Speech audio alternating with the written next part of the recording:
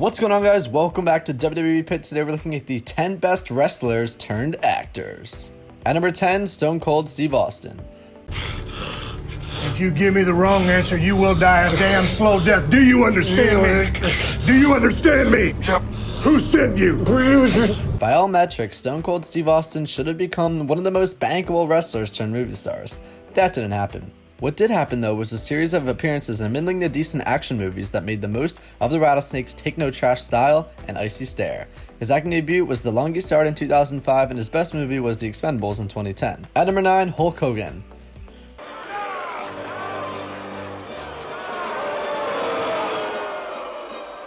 Coming after you, Balboa. You think wrestling, you think Hulk Hogan, you think Hulk Hogan acting, and you think, well, the Hulkster's acting prowess may not live up to some of the more esteemed names on this list, but his Rocky III debut was solid enough, as was the entertaining efforts to turn him into a gigantic movie star in the early 90s. If nothing else, Hogan was entertaining every time he popped up on the screen.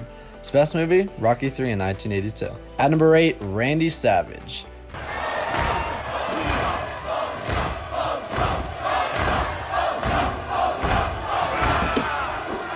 While the Macho Man may have only appeared in a couple of noteworthy movies over the years, not many single performances will top Savage's rage in the cage facing off Spidey. It's a crushing shame then that Savage, often considered one of the most charismatic wrestlers of all time, didn't show off his acting chops more often. His acting debut was Baywatch in '96, and his best movie was Spider-Man in 2002. At number 7, Andre the Giant. Acid or something like that? Oh no, it's just they're terribly comfortable. I think everyone will be wearing them in the future. If you didn't know him by the time he was slammed by Hulk Hogan at WrestleMania 3, you sure know him by the time he took to the silver screen as Physic in The Princess Bride. The man mountain overcame what was, let's face it, not the look of a Hollywood star to become one of the most beloved characters in a film filled with them. That's a giant feat in and of itself. His debut was The $6 Million Man in 1976, and the best movie was The Princess Bride in 1987. At number 6, Roddy Piper.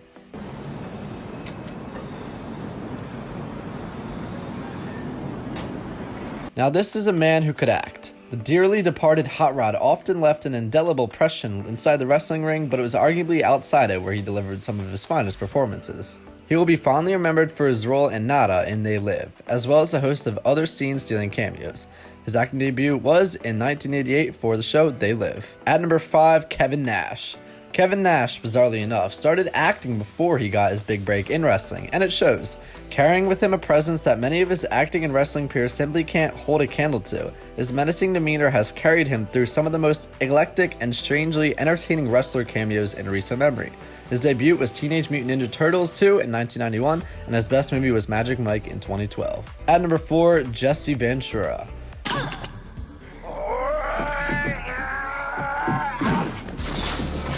You might not know Jesse Ventura by name, but you've definitely seen his work. One of the best talkers in the game in the late 70s, Ventura went on to reinvent himself as a companion piece to many an action movie.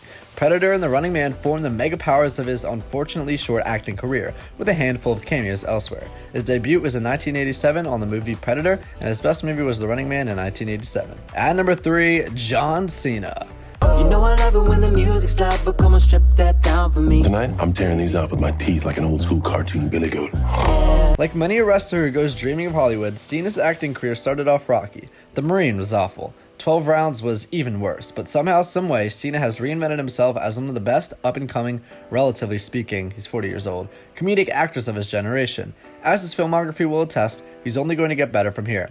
His debut was The Marine in 2006, and his best movie was Blockers in 2018. At number 2, Dave Bautista. Right. He didn't steal some of those.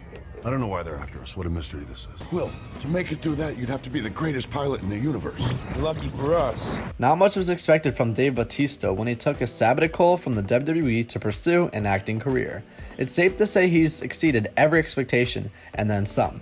Featuring in the movie of the generation, Avengers Infinity War, as well as everything from Spectre to Blade Runner 2049, Bautista is making a habit of proving everyone wrong.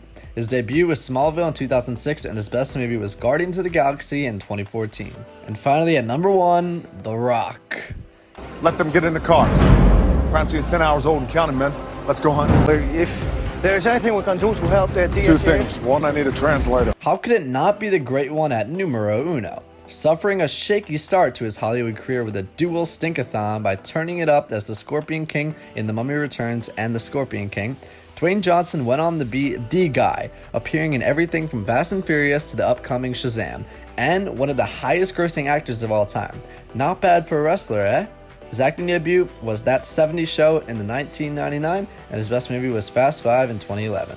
Sure, we know Dwayne Johnson as a bona fide action hero, but did you know he had a set of pipes on him? Showcasing his vocal range as well as his razor-sharp comedic talent, his turn in Moana solidified the Brahma Bull as one of the most versatile actors around. So that's going to wrap it up for this episode of WWE Pit. Make sure you guys hit that like button, comment down below which one shocked you the most, and subscribe so you never miss an upload. And I'll see you guys in the next video. Have a great day.